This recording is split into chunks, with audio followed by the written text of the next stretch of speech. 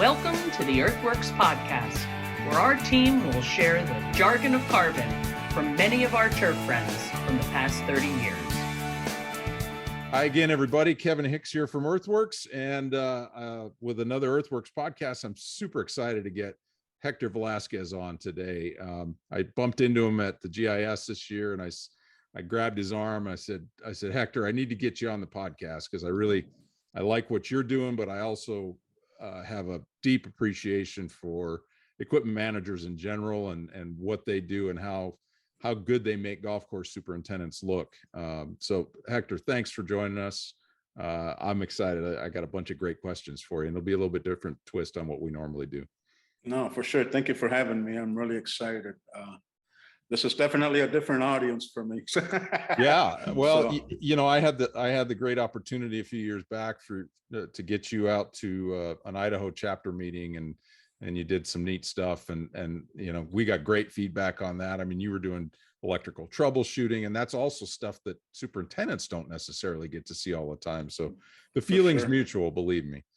So awesome. So want to start with a little bit of background and kind of get from you, like where you grew up, where you are, how you got to where you are now, and what happened, where have you been in between? I mean, you've been all over the place. So where are you from originally? So originally I'm from Vineland, New Jersey. I was born and raised in Vineland. Okay. That's where I'm originally from. My dad, he used to be a Pentecostal preacher, so we moved around a lot. Gotcha. So we wouldn't pretty much be anywhere for any longer than 2 to 3 years, then we're moving on to another thing. Yeah. So been kind of used to that already. We ended up throughout the moving around, we ended up in Ohio, where I met my wife Reese, and 20 years ago. And amazing.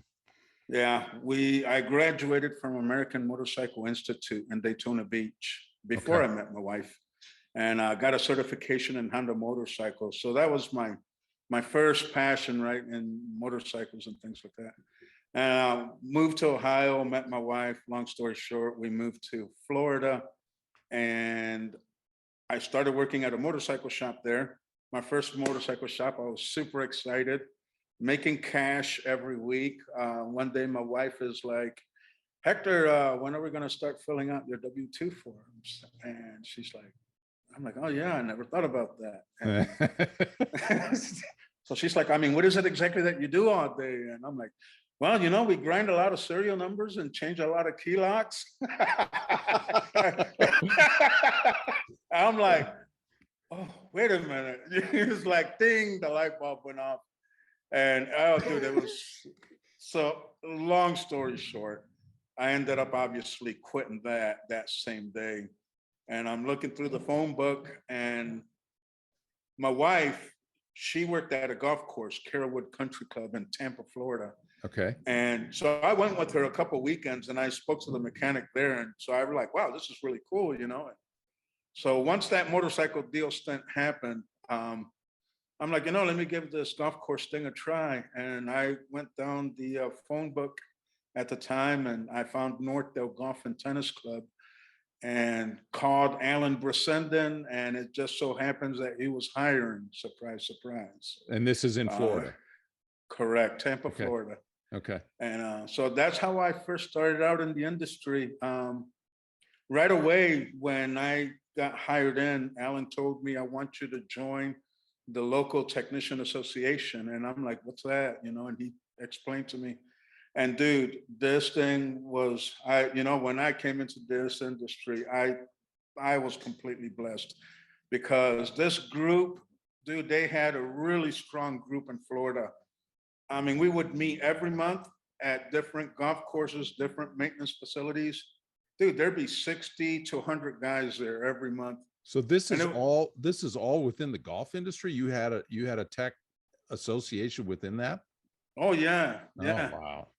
Yeah, it was cool, dude. It was just, and to me, I thought this is everywhere, right? I thought everybody had this. I'm like, wow, this is cool.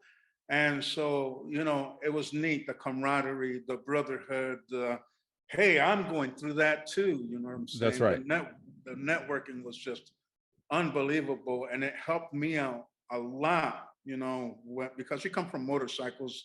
I mean, an engine's an engine, right? But obviously now you got equipment with safety switches and neutral switches and hydrostats and reels and things like that. So doing that association thing, going to those meetings every month, that's how I learned reel grinding. That's Sure. how I learned, how to really be a good golf course mechanic. And, it's just, I absolutely love it. I've been doing it for the last 20 some years.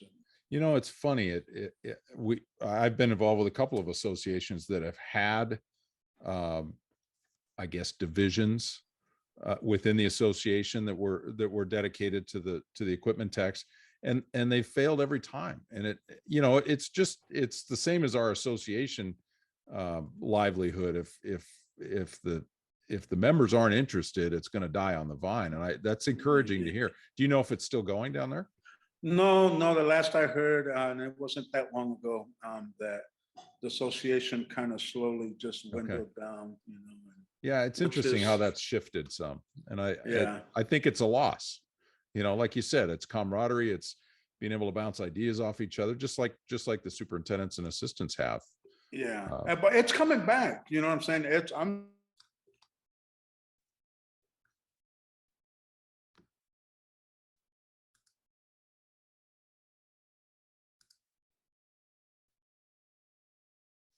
group reminds me of the group I first joined in Florida. Those guys are sharp. There's a very, very huge, very strong supporting group. And dude, I've been across the United States. I've seen a lot of groups that are growing, and so it's definitely been making a comeback, and it's good. And I think one of the things that I've learned too is it's a little bit of the superintendent's responsibility, either to give permission to his tech or to encourage his tech to be involved, because they're going to do nothing but grow from it. But for a lot of guys, they just soon be behind the bench and kind of mind their own business and have the music on and do what they do. But there's so much to be gained from talking with your peers and bouncing ideas and all that. So that's cool. So you're currently in Michigan, correct? Yes, sir. We just purchased a homestead in Chesaning, Michigan. Okay. The population is 2,500, so it's a very small town. A lot of farmland here around us, which is nice. It's what we wanted. And 1 acre is our yard, and then the other 4 acres is farmed land.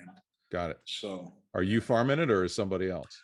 No, there was somebody else farming it. When we first purchased the property, we let the land chill, mainly to wash off a lot of the, stuff that had been used previously. Sure. This year, we're getting ready to plant potatoes, carrots, onions, strawberries, watermelons, and some tomatoes this year. Yeah, we're pretty excited. And you mentioned before we got on that you're I know you've got a couple of adult kids, but you're homeschooling and you have homeschooled your kids. And we'll get into some of the details here in a little bit, but how many kids? 11 total. Yeah, I knew you had a bunch. I didn't know it was 11. Yeah. Well, we have 8 living with us, and my oldest son, he's now in California. He's doing an internship out there, so he's gone. So it's weird. There's only 7 in the house, and it feels like, where's everybody at? So who's responsible for the homeschooling? Is that your wife's charge, or are you team teaching? My wife is definitely. I say she's the principal, and then my second oldest daughter, Zoe, she's been helping out with the little ones. Oh, cool. She's been doing really good. So she graduated 2 years ago. So nice. She loves teaching and all that. So that's been working out pretty good. Well, we've had that experience too. And it's a great opportunity to have a lot of influence over your kids and their development. And I commend you, because it isn't easy. It's definitely not an easy slog to have them with you all day long. So congratulations. That's great.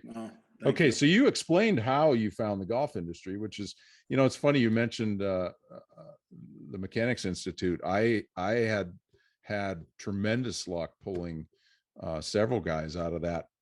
It was the Motorcycle Mechanics Institute out of Phoenix, but I know there's a couple of them around the country. But like you said, the engine tech is pretty similar throughout. Obviously you have to learn rail grinding, but I think if you're inclined that way, it's something you can pick up fairly easily. Would you agree with that? Oh, most definitely. There's one thing about a mechanic, right? Or technician, whatever you want to call yourself. What do you prefer? Me, I'm just a mechanic. Okay. Mechanic, technician, it doesn't matter. Okay. But anyways, it's most definitely, dude, you're mechanically inclined.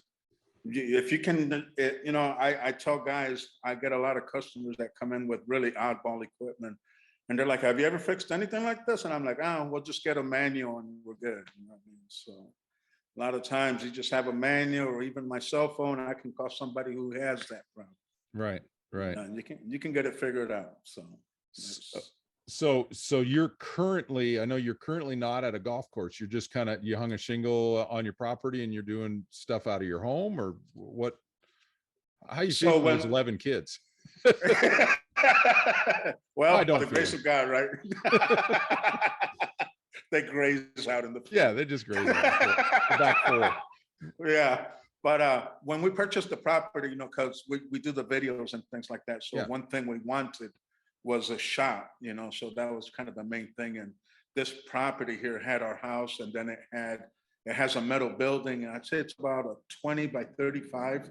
It's just a really big 2-car garage type deal. Sure. And so when we bought the property right after COVID deal, and so that was the main thing, right, is being able to film from here. And so we started doing that. Then all this other stuff happened. I'm at home, and things kind of happened. And so we decided to just open up a small engine repair shop here in the community, Okay. So we do that now. We do the videos, and then we're also doing training, or we can't call it school, but it's workshops. Let's just say we do workshops for homeschool students and learning small engine and things like that. All right. So talk about that. I was going to wait for a little bit, but I think it's a good time to talk about it. So you're homeschooling kids, and you saw a need, and this will lead into my next question, but you saw a need, which I 150% support. You saw a need for kids to really get some hands-on training.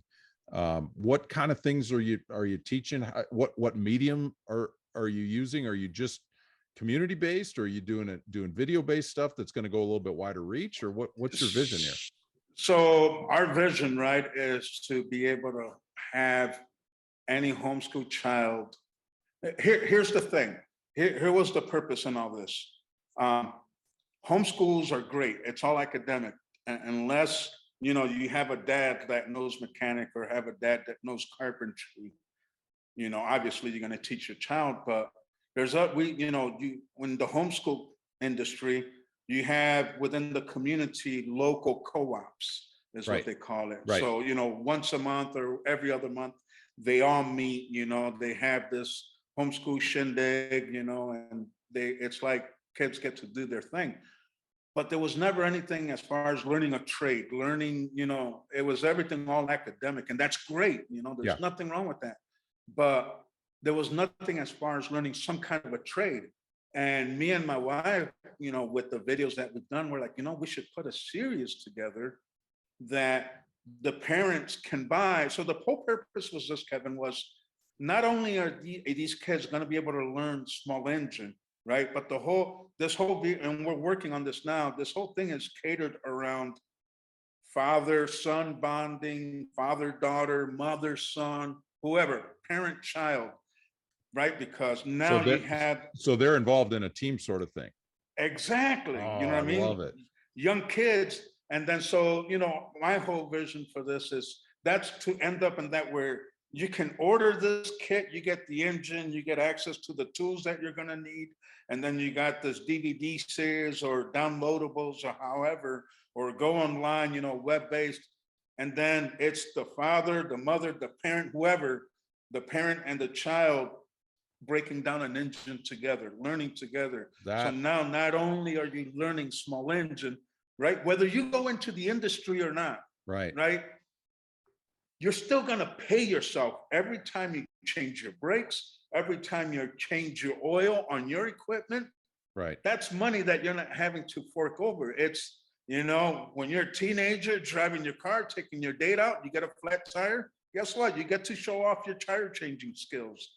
So all that stuff, Life you end skills, up, right? yeah, Life for skills. sure. Yeah. Yeah. So if anything, is to promote more of that, right? More to, parent-child bonding time, doing something, learning something. And then, if the child has an interest, then that sparked it, right? Because you're not going to make a master technicians out of DVDs. It's just, but if it sparks an interest, if it's like, wow, this is something that I really would like to get into, Right. then they can further proceed and, continuing that education and things like that. So man, there's so many things swirling through my head right now. I'm so Yeah. excited for you. This is great. I really love this concept, and we'll have to talk off air. Maybe we can do something with woodworking too that'll feed right into that. But so what age group are you geared towards right now, and will it build on itself, or are you kind of doing general? So right now, because of Michigan homeschooling laws and things like that, we want to make sure that we really abide by those. So we're only allowed so many students at a time, so many children at a time, so many hours a week at a time. So it's this little weird deal that you kind of have to, and we can't say we're not a school where we just do workshops that help people, learn small engines. And dude, what was cool, right? Because they say wherever you're at, if you're having these kind of meetings, you got to have a bathroom and all these little weird things, right? That you would have never thought about. And the cool thing is, dude, when we bought this property, this shop, it has its own bathroom, it has its own septic system, which makes us even more legit for what we're doing, So, okay. Oh, so it's not necessarily just online. You've got in-person teaching as well. That's what we're doing now. In person, they come to the shop physically here. Okay. We have, I don't know if you can see that, but see, we have 2 workstations over there. Yep. We have Briggs and Stratton donated 4 engines that we use to break down, and also comes with this PowerPoint that you follow through. And you break the engine down, you spread it out, you learn what each part does. It's really cool. I am loving this concept.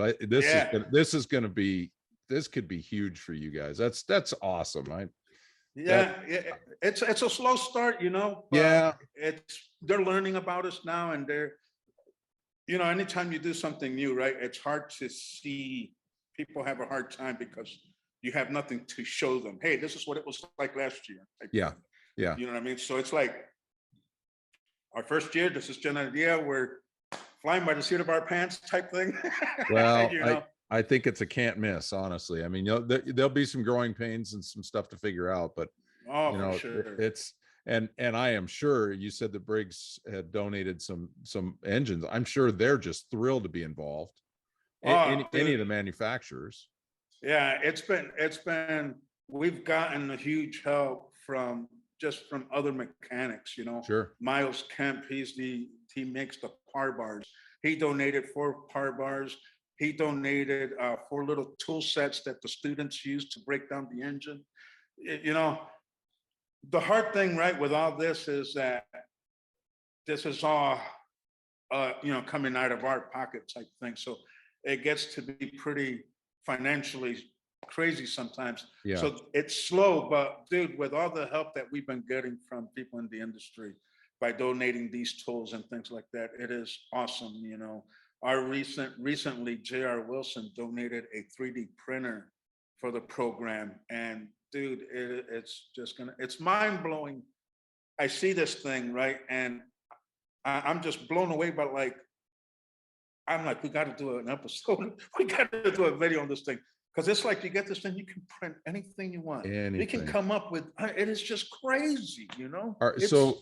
So are you pretty good with the software for that? Or are you just using, pre-cut type of programs? Or, I mean, that's the overwhelming thing for me. I've got a CNC machine from my woodworking shop, and the missing link for me is being able to get into software and design stuff. I'm really struggling with that. Yeah, my son, he's been studying graphic animation and how to build computer games type thing. Okay. So he's already good with that. But there's a website, Thingiverse, that they already have things that you can just download the file, put it on a micro SD card, feed it to the 3D printer, and there's a little bit of learning, right, with the software, but it's really easy. Once you get into it and you kind of do it once or twice, you're pretty much set and good to go. Yeah. Now, if you want to build something from scratch, right, that's a whole other deal there, because now you're getting into like CAD and 3D. Yeah. And interesting. Yeah. Well, you see stuff from, in my hobby of woodworking, you see stuff from dust collector adapters for all kinds of different jigs, and guys are printing them up, and it blows my mind. Like you said, what you can do with it, but it blows my mind that people figure out how to design that stuff, because I just don't have that kind of mind for computer software. Dude, you're literally printing your own money. Yeah. When you think about it, That's right. You're printing your own money. That's just crazy. Send me a 50 when you get a chance to print one. I'll use that. Hector, we could quit right here and I'd be satisfied with the interview, because I think that you're truly onto something. I think this is, I can't help but make the connection that how many golf course superintendents and assistants got their start by working a summer on a golf course. You just got to expose some kids, and they're gonna catch it. Whether or not, like you said, whether or not they end up in the golf course industry, they may show an interest in it, and either they impress their girlfriend with their ability to change a tire, or they do come to the industry. I mean, it's great, and I'm sure your involvement with GCSAA is definitely has definitely fueled some interest there too. So I commend you. That's awesome. I didn't even know about that. So this whole thing it ruins my notes, but it's all awesome stuff, and it's really exciting to me. When did you know? All right, so you're turning wrench at a golf course in Florida, and I'm pretty excited about it. When did you know that you had something to share and wanted to share it? Because I've seen some of your presentations, not only at GIS, but association stuff, and there's not a lot of guys in your shoes that are willing to put themselves out there like that. When did you realize that there was a story to tell on your side of the business? I'm a pretty extroverted kind of guy anyways. Yeah. To be honest, sometimes I'm probably the guy. My wife, she's very introvert. Her thing is, how many introverts does it take to change a light bulb? And she's like, why does it have to be a group activity? I love that. And so can I just do it myself? Yeah, exactly. Does everybody have to be here? I love it. I think, dude, I love sharing with people. I love seeing their faces light up. Right. Like, oh, wow. I love it. And here's the thing, right? I go to these things, I do technician training, which is funny because I go there and I'm the one learning, Yep. You're paying me to learn what I just learned. So right. that works. But, I learn. And I tell guys all the time, I don't care if it ever gets to the point where you think you have nothing else to learn. That's pretty scary, because There's and you know, and I go to a lot of these meetings. I go to a lot of these local chapter meetings and things where I go and do speaking and talking engagements. And my first question to the group is, you know, how many mechanics do we have in the group? You know, and Two, one, three. two, three hands. Yeah. You know, how many superintendents in the room? And, you know, you get, okay. How many of you superintendents knew there was going to be a mechanics track? So why didn't you bring your mechanic? Right, exactly. Why didn't you bring your mechanic? And it's like, you know, what we were talking about earlier is if, you know, my motto is if we don't look good, you don't look good. You know, Right. It's a team. And dude, sometimes it blows me away how many times I see where a lot of superintendents don't really support their technician. Or, you know, and it's both ways, right? It's not just Right. that, it's both ways. We got to work together, you know. But it's like, man, you help your mechanic out, he's in turn going to help you out, make you look good, you know. Yeah. It's a both ways kind of a thing. And I think we're getting to that realization now, you know, and it's up to the technician as well to make sure that he, you know, hey, can I go to these meetings? You know, push your superintendent to help you get involved in things like that. I mean, it blows me away, right? We were looking at some of these tweets and they were showing some of the membership numbers for the association, and the EM is really low. I mean, high for what it used to be. Yeah. But when you compare it to others, right? And how many mechanics are out there? And it's like, it's free. You know, yeah, it's $95, but then you can turn around, go to R&R, and they'll reimburse you that for credit. Yep. So it's like free. So really, it's just that somebody's being lazy, not wanting to sign up, you know, because it's free. How do you not join?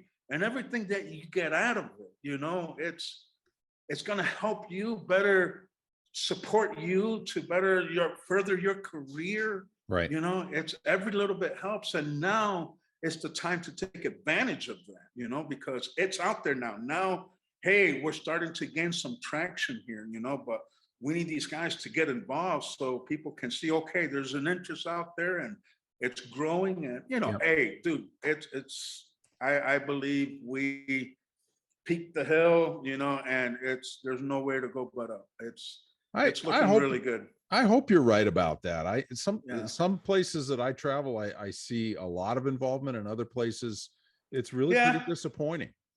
But you know, and you know, there's certainly distributor reps and distributors of equipment that will put on seminars and things like that, which is, you know, it's just as important to participate in those, because at least then you're right in front of the guy that's, you know, that's doing the work in the shop at the distributors level. So sure. Yeah. And, you know, going back to your homeschool training, I mean, that whole generation, and even the generation between them and us, how do they learn anything? On YouTube.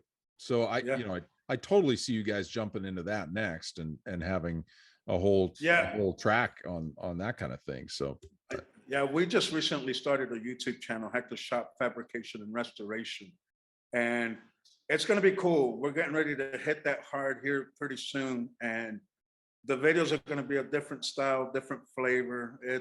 We're pretty excited what we got. That's great. So tell us what you're doing with GCSAA right now, because I know you've been involved with them for a number of years. What's new? What's going on? What are you looking forward to coming down the pike? So the inside the shop videos that we're doing, we're starting to cater them around the equipment management certificate program. Yeah. Okay. You know, that way they have the study guides, but then to have some video and actual visual type hands-on, right? Yep. To accompany that would really send the message even that much further. So, you know, we're growing every year. I always want to improve on these videos. It's a whole lot easier now that we have our own shop and our own set to where I can really take my time, because before I was doing the videos at the golf course I was working at, Yeah. so it would be the last thing I wanted to do is get off the clock and just have to stay another 4 or 5 hours. Right. Filming and things like that. So you're doing the filming in-house at your shop, and then are they doing the production at GCSAA, or how does that all work? I turn in a final video. You do. I do all the editing. I do Okay. all of that and all the coloring and the correction, and then I turn over a file that they then upload to the Got it. system. So they're just plug and play from what you send them. Yeah. Interesting. And I'm sure there's some homeschool kids that you probably involved with some of that stuff and the nitty gritty work, or do you do it all yourself? No, I get my kids in here sometimes. I've been getting my daughter in here. I've been trying to incorporate her into the episodes, Nice. And so I just filmed one with her in it. I'm working on that one right now. And but she does, she's like my camera girl. She does a lot of camera work and things like that. So, Okay. help, because that's part of schooling too. Yeah, So it's of very course. simple. Of course. That's great. So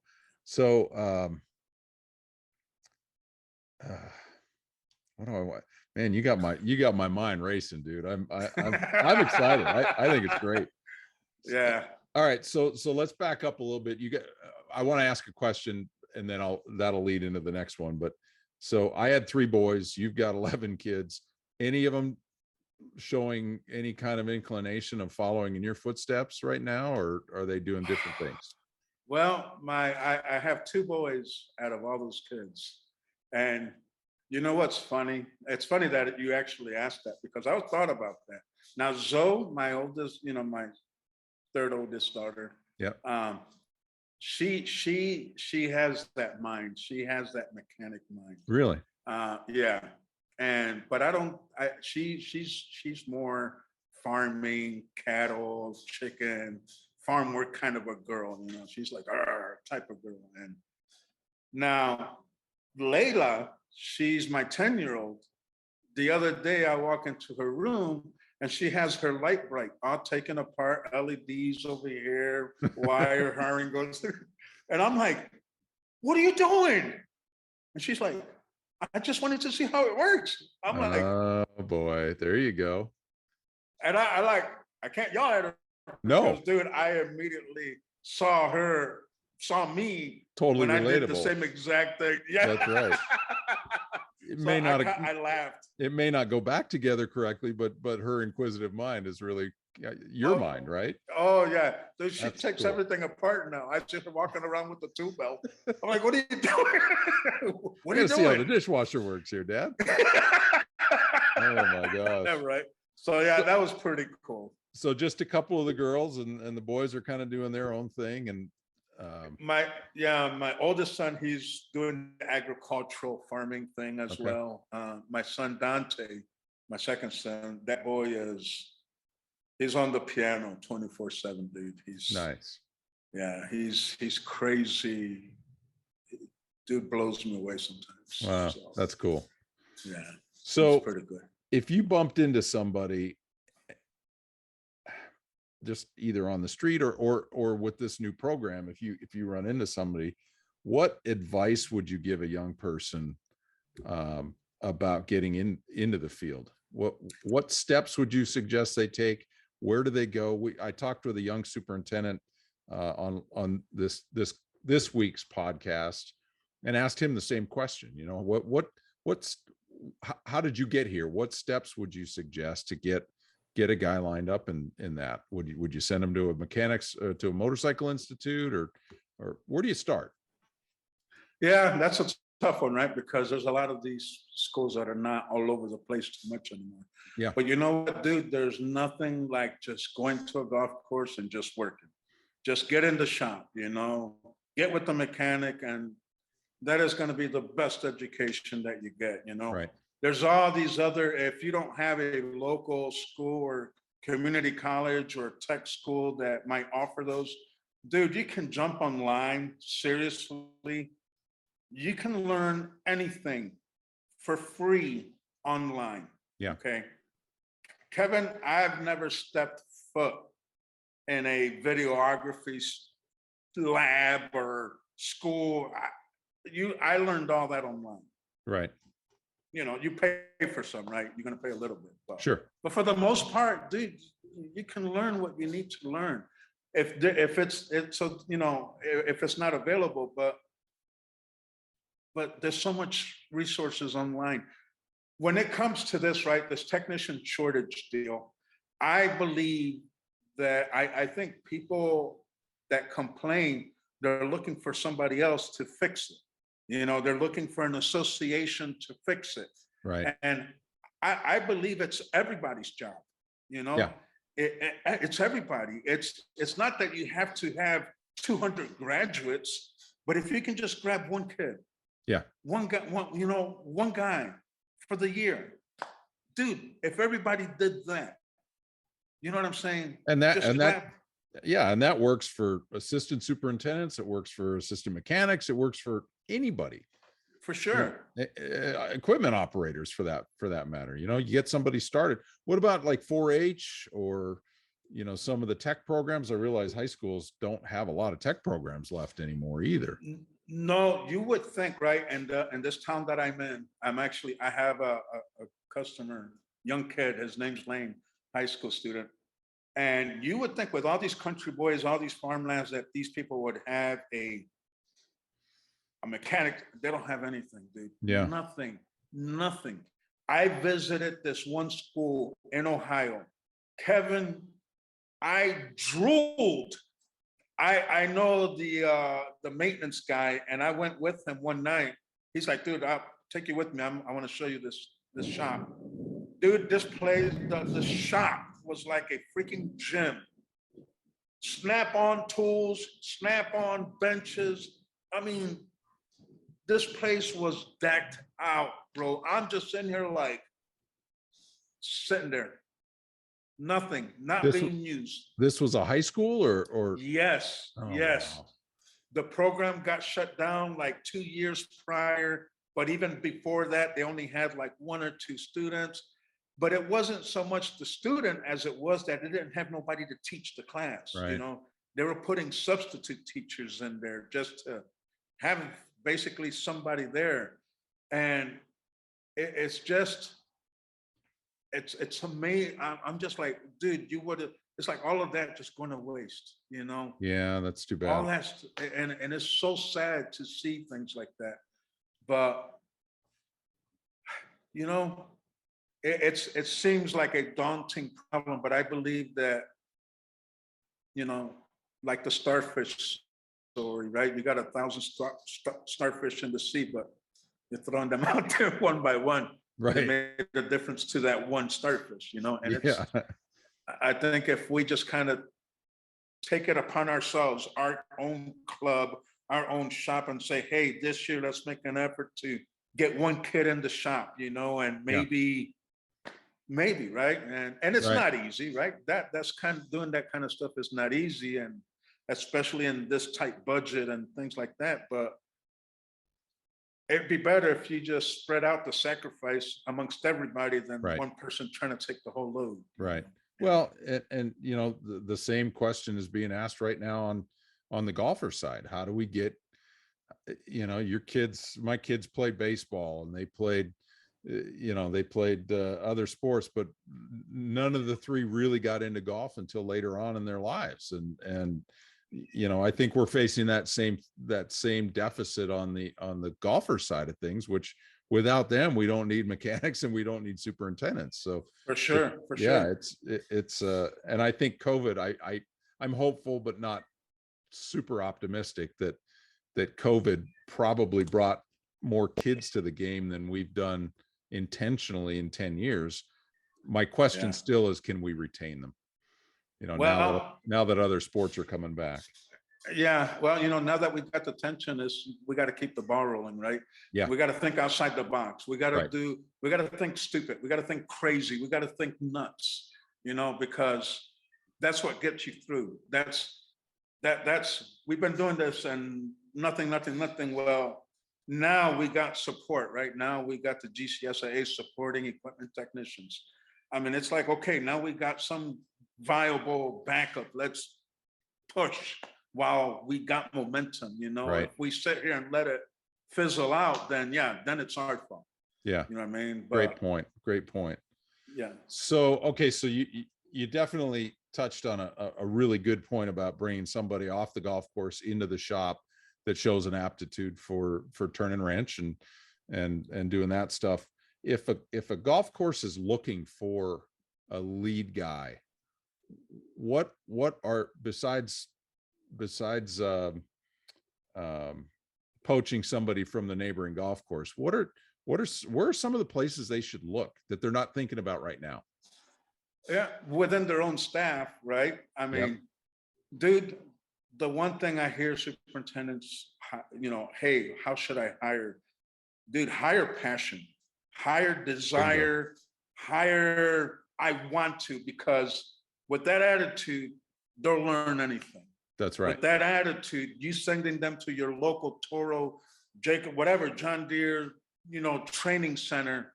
If they have that passion and that desire, then dude, they're yours for you to make whatever you need them to be. Right. You I think know? a lot of superintendents are realizing that with assistants as well, that you know, there aren't as many students coming out of schools, but you've got a handful of guys on the crew that are really passionate and you know, want to pursue it. Pay for their school, pay for, you know, do what you need to do. That cost is minimal compared to, you know, trying to do it on your own or trying to find somebody. Sure. And yeah, I agree. Yeah, for sure.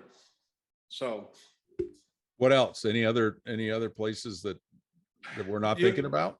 So I just recently looking for mechanic. There's this organization on Twitter called Wrenchway, and they're catered more to the automotive side of the industry. Right. But they help dealers and shops help attract technicians, you know? So it's like, So they're understanding that they could do something to help attract better talent. So maybe we need to start doing the same thing, right? Yeah. What is it that we could do that we can change as a course or whatever to make our facility more attractive to better talent, right? So, dude, I don't know. I'm not talking at a huge Toyota dealership, but let's say the local car dealership or a used car lot or something. Is the pay scale, is the golf course industry competitive with that? No. Anywhere close? We're getting there. I know it depends, right? I know a good handful of guys that are in the six figures, and but that's not everywhere. On the auto side or on the golf course side? On golf course, okay. Yeah. Equipment managers or, but that's not the majority. That's like a small percentage. That's the 1%. Yeah. And we hear that comparison all the time. That, hey, McDonald's is paying $15 an hour. How am I supposed to compete? Well, you shouldn't be competing because you've taken that guy off the street and put him on a $70,000 mower. It's it's not a spatula flipping burgers. It's not. Yeah, exactly. And yet we're not even competitive with that market. Yes, we're trying to find the same people, but we're asking for a whole lot more on the technical side than McDonald's. Who are the people complaining about a technician shortage? It's the guy paying $9 an hour. Yeah. $10 an hour. Yeah. You don't hear the guy paying 60, 70, 80, 90 about a technician shortage. That's right. That's right. Yeah. So, and that's not to say, I'm not saying that that's it. I'm just saying that's a lot of it. You know what I'm saying? To be honest. And because, dude, you see a lot of these jobs, right? Postings, looking for mechanic, welder, carpenter, team management leader, safety coordinator, the list goes on and on. Pay, $10 an hour. Right. And yet he's in charge of even at a moderate golf course, he's in charge of $1 million plus worth of equipment. For sure. Sometimes $3 or $4 million worth. Exactly. You know, and so, and I say this because I did some work for an organization that was dealing with that area. And this is more on the outdoor power equipment side, like lawn care and things like that. But dude, I would hear about the distributors that need 30, 40 mechanics, right? These guys are paying ridiculous. Yeah. Starting out 18, 19, 50 an hour. Out of school, if you're out of school, they'll start you out at $19 an hour. Right. Starting entry level, I've got a friend. Go ahead. I said, them guys are not complaining about technician shortage. That's a good point. That's a good point. Yeah, I've got a friend that plucked a mechanic out of he and his brother farm, I don't know, 3,000 plus acres, and they have a sod farm as well. And he plucked a guy out of the John Deere dealership in town, had to pay him well into the six figures. And his brother about fell off his tractor seat when he told him he was going to hire this guy. And he said, we'll make it back in not having to outsource all the repairs and not having to, outsource the welding. I mean, this guy was an expert welder. It's ROI. At the end of the day, if you're paying for a guy that's got all of those hats that he can wear, you're going to make it back, and it's easy to prove. And he's not going anywhere. That's right. I mean, you take care, and mechanics too, Kevin. This is for the mechanics too, right? It's you can't be at a shop, demand higher pay, and then your shop looks like garbage. You know what I mean? You can't be demanding respect, and then you come to work freaking all greasy and holes in your pants and your shirt's all untucked. You know what I'm saying? Really good points. Yeah. If you wanna earn you earn respect, you pay, and you keep. Hector, we're not that kind of, we're not that kind of club that has a budget to do all this. Dude, it's free to clean up your shop. It doesn't cost you anything, to keep a clean, well-organized shop. And that says a lot, Take pride in what you do, take pride in yourself. And dude, you won't have to ask for a raise. You won't have to ask for things, you know what I mean? They're gonna want to keep you, you make yourself more valuable. You make yourself more valuable in a club. They're gonna, hopefully, right? That's the idea. Hopefully the club recognizes the talent, he's growing, hey, he's becoming more valuable, and they'll compensate him in wages because I'm not a financial guy, right? But I have always heard it said that it costs more money to hire somebody and train somebody than it is to keep somebody. No question about it. And there's great metrics behind that. And that it doesn't matter what position you're talking about. You're spot on. It's way more expensive to turn somebody over than to, give them a bump to keep them happy. But you're right. It's and the other side benefit to that is if you're, as a superintendent, if you're asking for new equipment or, investments in your maintenance facility, and you come down, you bring members down and it's, it looks like trash versus clean, and you've shown some pride in your operation. I mean, that's a whole lot easier sell at that point, for sure. Dude, you are head on the nail. And I can testify to that from experience. Yep. You know what I'm saying? Why me as an owner, right? Why would I go somewhere? The place looks like garbage. Why am I going to give you more money to buy new equipment when you're not even taking care of what you got? You didn't take care of what I already gave you. Yeah. Yeah. Yep. But you walk in and everything's nice and spotless, looks good. You're taking care of it. Hey, heck yeah, all day long, because it's going to get taken care of. All right, let's shift gears a little bit.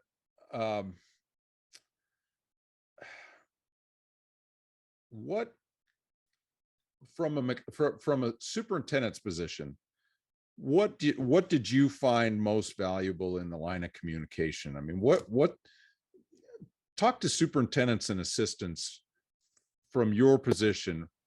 How do you guys want to be communicated with?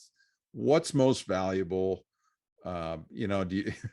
I think some of these things are pretty obvious. Do you want to know last minute that there's a tournament this weekend, or do you want to be brought into the meetings, the planning meetings? And again, it's a personality thing, but what have you found to be the best lines of communication for superintendents to mechanics? So I've worked for really good superintendents, and I've also worked for the very hard head type superintendents. And I can tell you, I can only speak from my experience, right, to be able to answer that question. And relationship between superintendent and technician is of absolute most importance. Right. You got to have a good working relationship. Right. The one thing that made me feel good, right, is, and I'll bring up Scott Rettman. He was my last superintendent. And my very first superintendent was the same way. So I started out with Alan, who spoiled me, and I thought every superintendent was like him. And then I ended up, with the same personality kind of guy that we really clicked. We were on the same page about the shop and training and things like that. So that's huge, right? You got to be on the same page. But one thing that really even above pay, right? Even above what I was making, what I really liked was that Scott would make me feel like I was a part of the team, that I was part of the management team, that I wasn't just, the guy in the shop, the mechanic over there. No, when he introduced his management team, right, I was included with that. And that made me feel good, right? It made me feel like, wow, he really respects me. He respects the position. And he was always asking for my opinion. He included me in the budget meetings. When we talk about equipment, he would include me in those meetings with the board. When we were talking about the new package for equipment, I mean, I even went with him to the board meeting. Wow. And made our presentation. So it was cool, right? Because obviously board members had questions, and rather than just say, hey, Scott, ask Hector this and ask Hector that, then Scott's like, hey, I might as well just have you there. That way you're there to answer questions. Yep. And dude, it was awesome. We put together a really nice PowerPoint presentation. We got our equipment package. This was a while back, but that's one thing. And Alan did the same thing. They made me feel a part of the team. And to me, I would almost probably take a pay cut. It's that big of a deal. Well, but it's job satisfaction, right? I mean, yes, if you're part of the team, you're going to feel a lot better at the end of the day that you participated and you made a difference. You played a role and you made a difference. Absolutely. I 100% and, understand that. And there's a lot of guys that are motivated by money, and then there's a lot of guys that are motivated with that pat on the back. Dude, yeah. You kicked butt today. That's awesome. Well, and honestly, I mean, if an operation doesn't have the wherewithal to reward you with the cash, you darn well better be doing a lot more back patting. Yes, to keep those guys around for sure. And those go a long way, like you said. Yeah. All right. So how much would you tell an equipment tech to get out on the golf course, to see his equipment running in the field, to check on things while they're in operation? I mean, did you do that on a regular basis? Every day, every morning, me and Scott would jump on a gator, and that was our meeting time. That was your meeting time. Sure. We drive, hey, Hector, I'm airifying next week. Well, give me a count on times. Yeah. And then at lunchtime, we would get together and then, button up what we talked about that morning. But we would go check out the golf course together. We would walk the course together. We would check out the guys. Hey, maybe this guy could use a little bit more on how to, throttle the engine down before he turns it off type thing.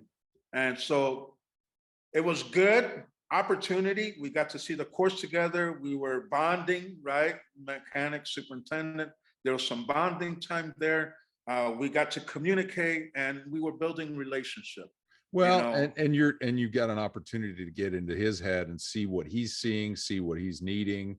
Yes. Yeah. Great opportunity. Really, really good. And I think those have been my best relationships with my techs, is the ones that that want to do that, want to do the ride around. Hey, show me why. My last guy at Coeur d'Alene, Dave Woodall, was just, I mean, he was the absolute best about that. He would always want to know, what do I need to get prepared for? What, that's rare, but it didn't go unappreciated for sure. Yeah. And the same thing goes for superintendents, Right. Get in the shop, get in your mechanic's head. Yeah. And that's one thing Scott was really good at. He would come into, just like how I went into his turf, right? I climbed in that gator with them. We walked the course and do all that. And to me, I loved it because I got to see my equipment cut nice, so that was that satisfaction for me. Yeah. But Scott always came into the shop. Hey, Hector, how's it going? He just casual talk. And to me, I was like, hey, Scott, by the way, if we did this or did that, what do you think? And so, he was like, hey, let's do it. Let's knock it out of the park. Let's make it work. So great advice. And building that relationship, because, up until the last couple of years, I would say that hands down, the hardest position to fill is your position.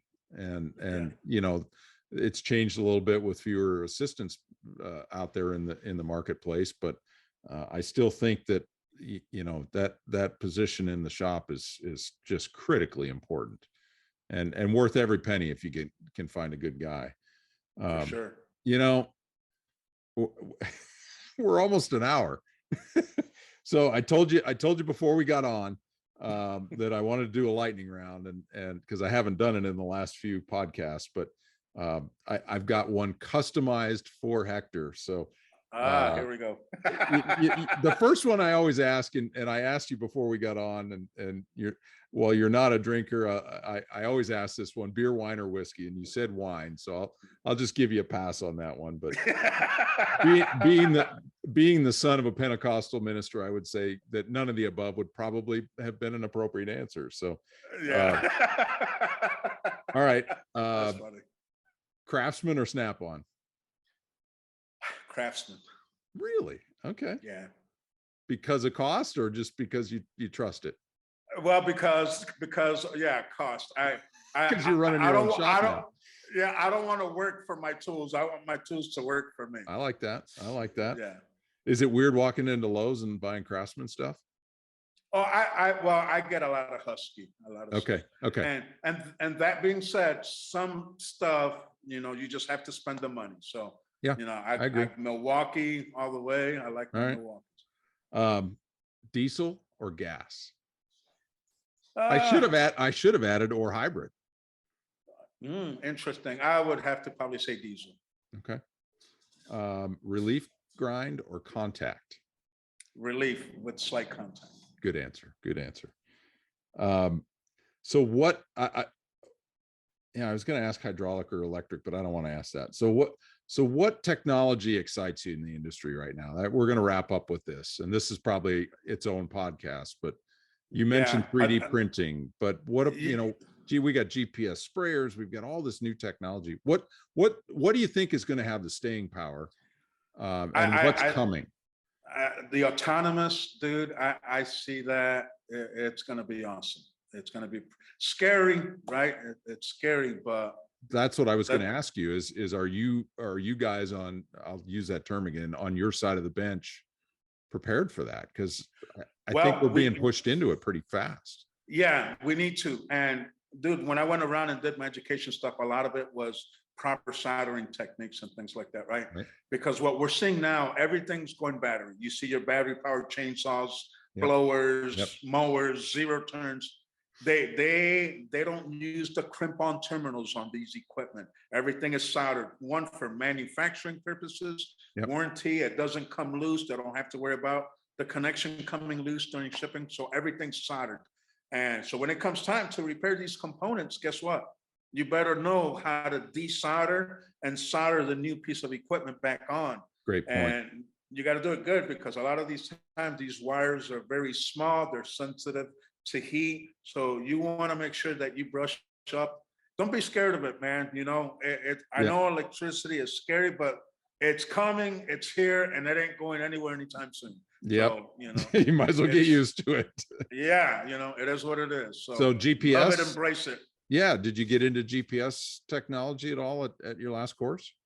No, we didn't do, it was just, they were just looking into the GPS deal Yeah, and things yeah. like that, but I never really messed with it too But much. again, like you said, it boils down to electronics, right? I mean, Yep. there's a lot of components that are just going to be like that. And the operation side, I think, is something that probably falls more on the spray tech and the assistant and superintendent's shoulders than yours.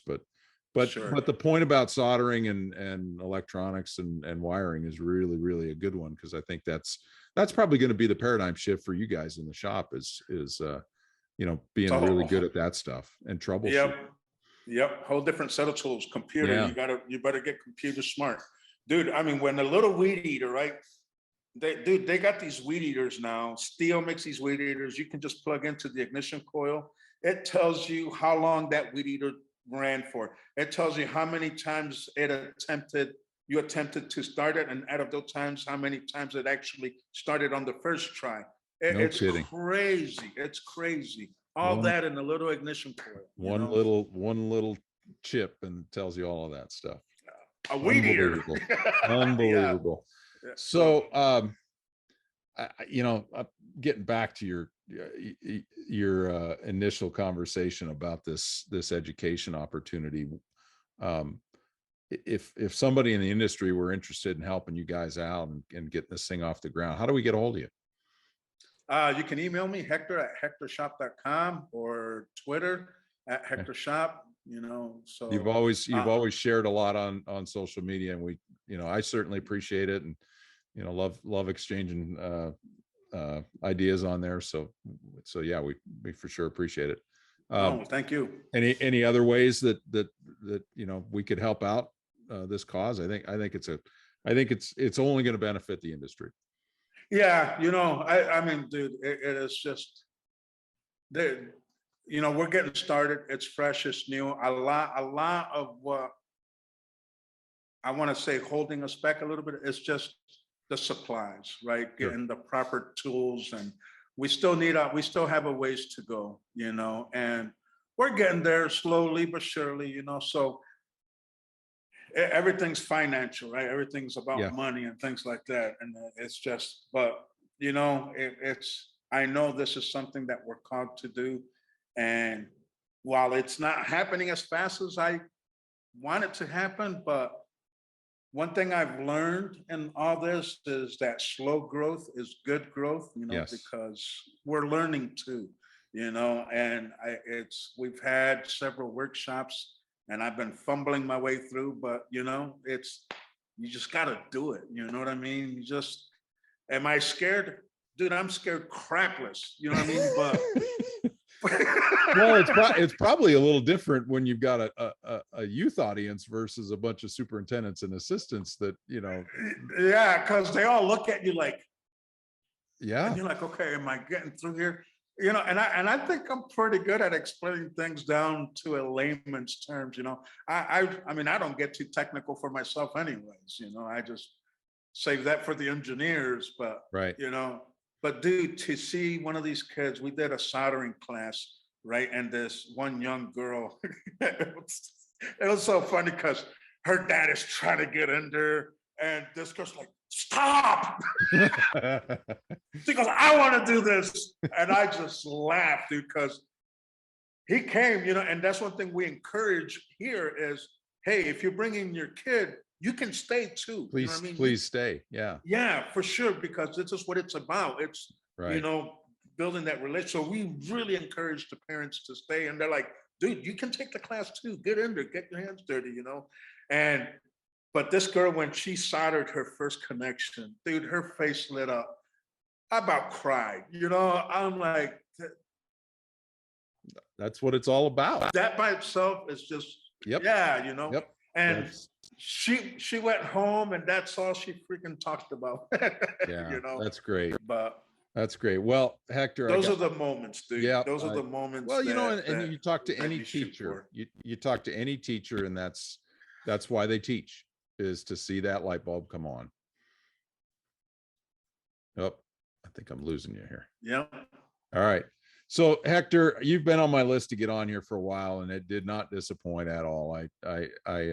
my notes are pretty much shot because you threw a curveball at me at the beginning, but it was a great curveball. So really appreciate you coming on and sharing a little bit and giving a different perspective to what you guys do and how we can help make your job easier and your environment better, and some great ideas. And thanks so much for jumping on today. Oh, thank you for having me. I really appreciate it. All right.